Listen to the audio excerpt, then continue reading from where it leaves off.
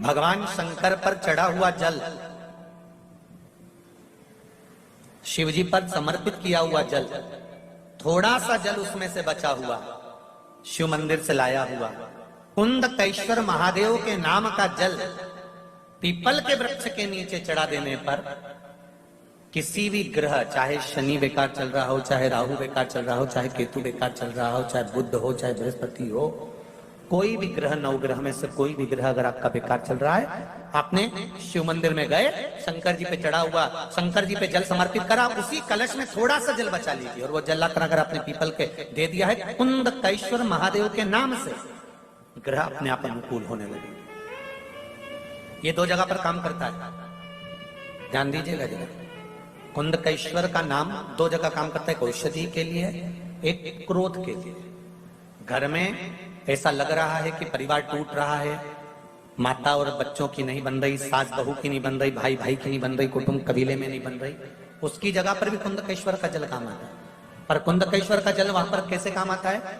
People के पत्ते को जो वृक्ष से झड़ा हुआ हो, उस पीपल के पत्ते को पीपल के ही वृक्ष के नीचे रखकर कुंदकेश्वर महादेव के नाम से पीपल के पत्ते की जो नोक होती है, पीपल के पत्ते का जो अग्रभाग होता है, आगे का जो नोक होता है, उसको पीपल की वृक्ष की ओर होना चाहिए, डंडी का मुख तुम्हारी ओर होना चाहिए पीपल के पत्ते के। और कुंदकेश्वर महादेव के नाम से भगवान शंकर को जब हम समर्पित करते हैं, घर का नाम और गोत्र का स्मरण कर कर, तो उस परिवार में फिर विवाद समाप्त हो जाता है, आपस में प्रेम बढ़ना प्रारंभ हो जाता है। ये कुंदकेश्वर महादेव का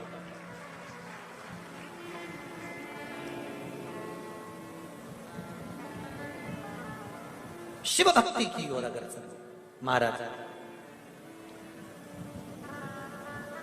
श्री शिवाय नमस्तुभ्यं, श्री शिवाय नमस्तुभ्यं। शिव कथा कर रही है, मां जगज्जननी जगदम्बा माता पार्वती ने स्मरण किया, भगवान शंकर को निवेदन किया और निवेदन कर कर नवग्रह शिव महापुराण का जो स्मरण अपन कर रहे हैं उसका एक आनंद, पीपल के वृक्ष की जड़ में कुंदकेश्वर महादेव के नाम से जल समर्पित कर कर सुख प्राप्ति का भाव दर्शन। आगे वर्णन किया महाराज। पार्वती जी ने शिव जी से कहा, प्रभु हे भोलेनाथ, हे त्रिकालदर्शी, हे कैलाशी, हे अविनाशी,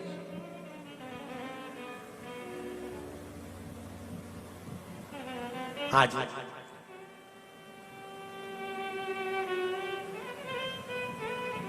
दनु के पुत्र रम और करम, ये दोनों बड़े प्रबल हैं, इनके घर में संतान नहीं है।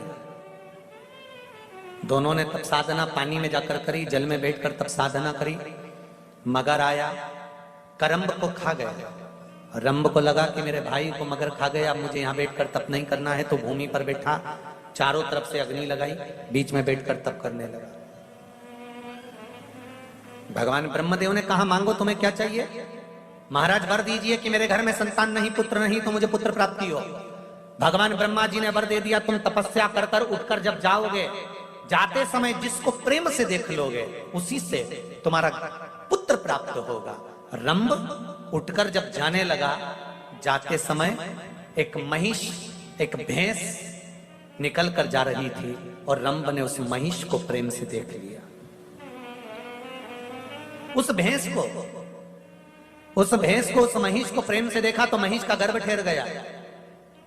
भैंस जब गर्भ ठहरा तो अपने घर गई, तो उसका जो पति था भैंसा, महिषा, उसने देखा कि मेरी पत्नी का गर्भ कैसे ठहर गया, तो ध्यान करा तो मालूम पड़ा इसके गर्भ में रंब का पुत्र है।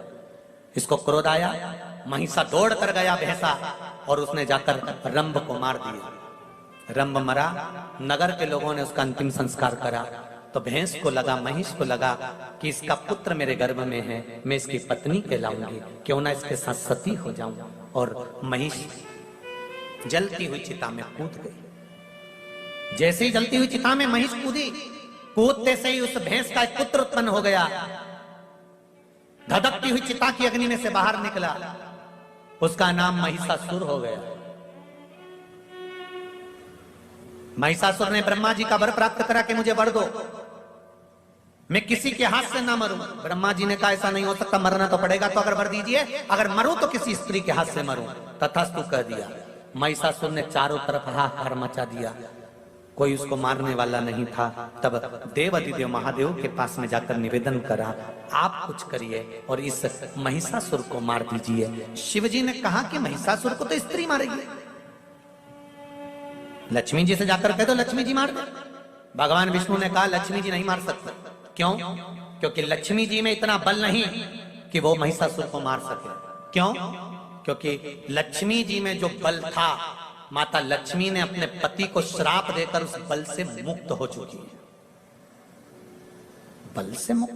हाँ, एक बार माता लक्ष्मी श्रृंगार कर रही थी और भगवान विष्णु का आगमन हो गया। और भगवान विष्णु का आगमन हुआ तो लक्ष्मी जी ने, भगवान विष्णु लक्ष्मी जी को देखकर मुस्कुरा दिए, हंस दिए। लक्ष्मी जी को क्रोध आ गया और क्रोध में आकर कहा, नारायण तुम मुझे देखकर हंसे हो? मैं तुम्हें श्राप देती हूं कि तुम्हारा सिर कट जाए और तुम्हें घोड़े का मुंह लग जाए, क्योंकि तुम घोड़े जैसे हंसे। भगवान विष्णु का हयग्रीव अवतार हुआ लक्ष्मी के इसी श्राप से, घोड़े का मुख लग गया। तो लक्ष्मी ने अपने पति जी से अपशब्द कह दिए थे, इसलिए इसमें बल नहीं है। तो सरस्वती से कहो वो महिषासुर को मार दे। सरस्वती में भी वो बल नहीं है कि वो महिषासुर को मार दे, क्योंकि एक बार ब्रह्मा जी यज्ञ कर रहे थे, उस यज्ञ में ब्राह्मण कह रहे थे जल्दी से सरस्वती को लेकर आओ, वीणा देवी को लेकर आओ। ब्रह्मा जी बार बार जाकर कहते वीणा चलो, सरस्वती चलो, सरस्वती चलो, देवी चलो, ब्रह्मणी चलो, पर सरस्वती देवी नहीं गई। ब्राह्मणों ने कहा यज्ञ का मुहूर्त निकल रहा है, ब्रह्मा जी कुछ तो करना पड़ेगा। ब्रह्मा जी ने कहा आपको जो करना है करो। तभी ब्राह्मणों ने गाय को खड़ा करा, गौ माता को खड़ा कर कर ब्राह्मण वेद की ध्वनि करने लगे। ब्राह्मण जब वेद की ध्वनि करने लगे, गाय को खड़ा कर कर जब वेद की ध्वनि करी, तो गौ माता के मुख से वेद माता गायत्री को प्रकट कर लिया। और ब्राह्मणों ने देख लिया नहीं हो रहा, तो ये दोनों पत्तियों पर लाल चंदन लगाओ। लाल चंदन लगाने का मतलब ये नहीं कि जरा सी तुम बिंदी लगा दो, लाल चंदन जो घिसा है उसको पूरी पत्तियों पर अच्छे से फेरना है के लिए, या कोई विद्याध्ययन उस लाल चंदन को लगा लीजिए। और महाराज बीच की पत्ती में थोड़ा सा घृत, घृत मतलब गाय का घी, गौ माता के दूध से माखन से निर्मित उस घी को बीच की पत्ती में थोड़ा सा लगा लीजिए। और जो अशोक सुंदरी वाली जगह है, तो शिव जी की जो सबसे छोटी लड़की है अशोक सुंदरी, उस अशोक सुंदरी वाली जगह पर इस बेलपत्र को प्रदोष के दिन या सोमवार के दिन आप घी वाली बेलपत्र को अशोक सुंदरी वाली जगह पर रखकर, ये जो चंदन लगी हुई बेलपत्र है इसका मुख ऐसा सीधा की सीधा रखोगे तो गणेश जी की ओर हो जाएगा, षडानंद कार्तिकेय की ओर हो जाएगा। अपनी कामना कर